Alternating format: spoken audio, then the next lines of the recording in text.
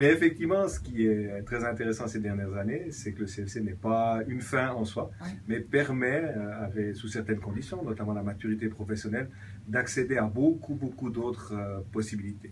Vous parlez donc d'étapes aujourd'hui. Exactement, et d'ailleurs le secrétariat d'État, le CEFRI, le secrétariat d'État à la formation, recherche et innovation, va lancer une nouvelle campagne de publicité depuis cet été, justement sur ce thème. Commence avec un métier, puis devient, et puis il y a toutes ces possibilités de formation qu'on peut encore avoir après le CFC. Très bien. Alors, cette journée, elle sert à sensibiliser tous les acteurs du monde professionnel. Aussi, ça, c'est aussi le job du service de la formation professionnelle à Fribourg, d'inciter toujours les entreprises à créer des places d'apprentissage. Alors, dans le canton de Fribourg, on est encore en situation où on veut encore créer des places d'apprentissage, même si on a déjà beaucoup fait dans ce domaine-là. Donc, contrairement à d'autres cantons qui ont un reflux démographique, où il y a plus de places que de jeunes, nous, on est encore dans l'autre situation où on a encore plus de jeunes que de places. Donc, il s'agit encore d'en créer et puis de voir qu'on puisse matcher l'offre et la demande de telle façon à ce que tous les jeunes, enfin on espère, puissent trouver une solution, mais également que les entreprises trouvent également des jeunes pour faire un apprentissage. Vous parlez jeune, Christophe Nideguer, qu'on puisse matcher. C'est joli. Pas mal, hein, comme anglicisme. Un langage jeune encore. Absolument, très bien.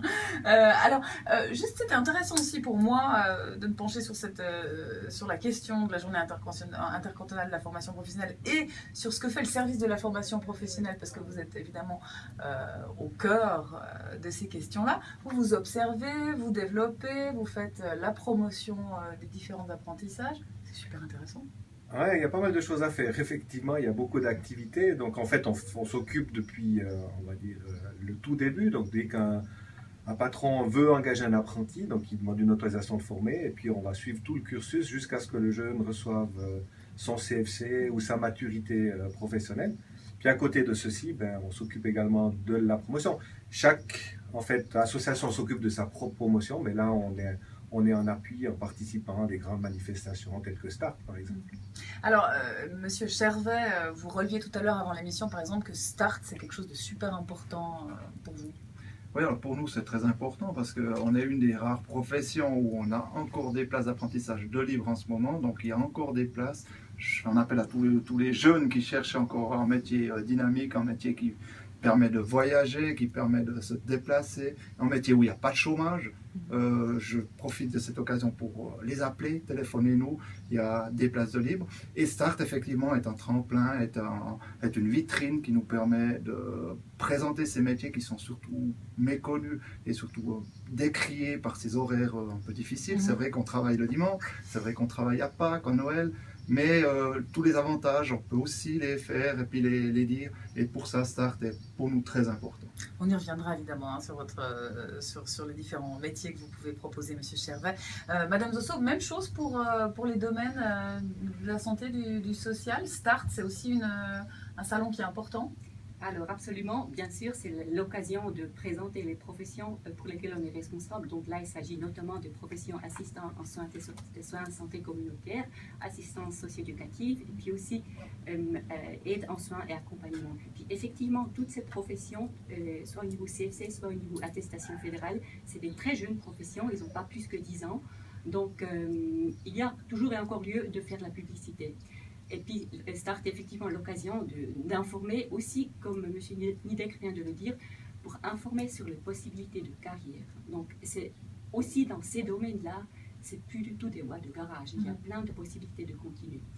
Par contre, contrairement à ce que M. Chervet vient de dire, nous, on est un peu confrontés à la situation inverse, c'est-à-dire on a un très grand intérêt de la part des jeunes de se former dans ce métier, mais on n'a pas assez de places d'apprentissage. Donc la demande dépasse largement l'offre. Il faut un peu différencier et nuancer parce que aussi bien assistante socio-éducative que assistante en soins et santé communautaire, formation qui peut se faire dans différentes institutions. Les hôpitaux reçoivent énormément de candidatures dans les EMS et puis aussi dans le domaine social, dans le domaine handicap. La situation est un peu moins grave, je dirais, le rapport entre demande et offre est un peu plus juste, mais en général, on peut vraiment dire que la demande dépasse largement l'offre. Alors là aussi, Christophe Nideguer, au service de la formation professionnelle à Fribourg, c'est vous qui regardez, ou c'est qu'il faut un petit peu faire de la promo, ou c'est qu'il y a trop de monde, comment on gère ça? C'est relativement difficile parce qu'on sait à peu près les métiers qui connaissent beaucoup de succès, les métiers où on a un peu plus de peine à trouver des apprentis. Après, évidemment, il y a d'autres critères qui entrent en ligne de compte. Par exemple, les envies des jeunes de faire tel ou tel métier. Vous avez l'environnement social, l'environnement familial, qui fait que certains jeunes s'intéressent plus ou moins à des métiers, on va dire des métiers très, je dis souvent le terme de sexy, mais qui attirent en fait les jeunes. Si je prends un métier qui a beaucoup de succès, par exemple les informaticiens, il y a relativement peu de place, c'est des métiers qui attirent. Par contre, il y a d'autres métiers qui ont moins de succès parce qu'ils sont peut-être un peu moins connus. Il y a peut-être des problèmes d'horaire dans ce que discutait tout à l'heure M. Chervet. Et puis, c'est là où on a le petit souci, c'est de faire comprendre aux jeunes qu'il n'y a pas que tel ou tel métier, il y en a d'autres. Dans le canton de Fribourg, on a à peu près 180 métiers, donc l'offre, elle est là. Mais c'est vrai que les jeunes s'intéressent souvent à un certain nombre de métiers restreints, et malheureusement surtout les filles. Et je crois qu'un de vos messages, justement, c'est pas de rester fixé absolument sur un métier, mais peut-être de prendre une voie parallèle. Voilà, exactement. Donc, s'il n'y a plus de place pour un métier, il y a souvent des métiers qui sont, on va dire, apparentés, qui se ressemblent, et puis dans lesquels on peut très bien se développer, quitte après avoir obtenu son CFC, repartir pour faire un autre CFC ou continuer dans une autre voie. Donc ça, c'est toujours possible.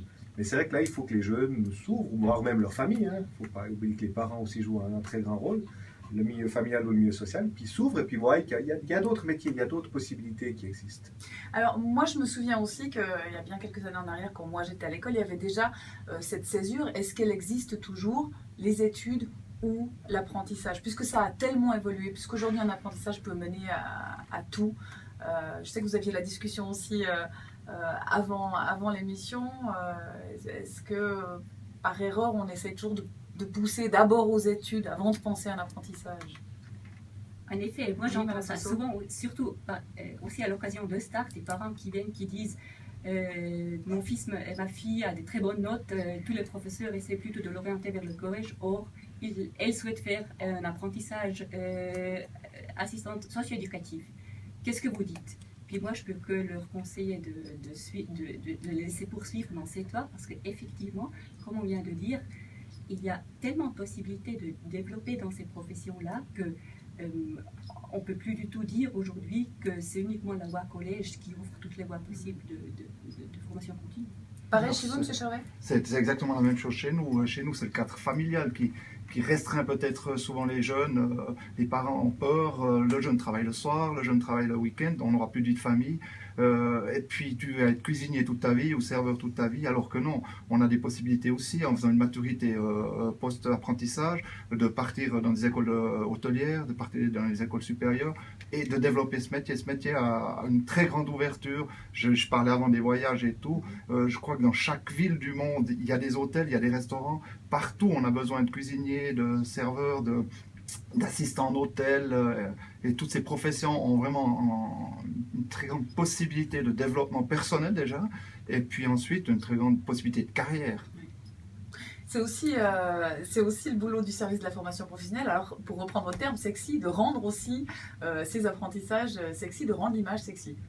Alors, je dirais, le boulot, il incombe surtout aux associations professionnelles. C'est elles, finalement, qui doivent vendre le métier et puis le rendre attractif, de dire quels sont les avantages, qu'est-ce qu'on peut faire par la suite, etc. Nous, on est évidemment en appui pour donner un coup de main. Mais le boulot principal de la promotion, de dire notre métier, je ne veux pas dire c'est le meilleur, mais c'est celui qui offre les meilleures possibilités, etc., c'est clairement aux associations professionnelles, voire aux formateurs d'entreprise. C'est eux qui doivent rendre ce métier, on va dire, sexy. Et certaines associations l'ont compris, lancent des campagnes de pub, essaient de trouver des solutions. Et puis on remarque que dès que ça se fait, très souvent les jeunes sont attirés, c'est un métier qu'on découvre.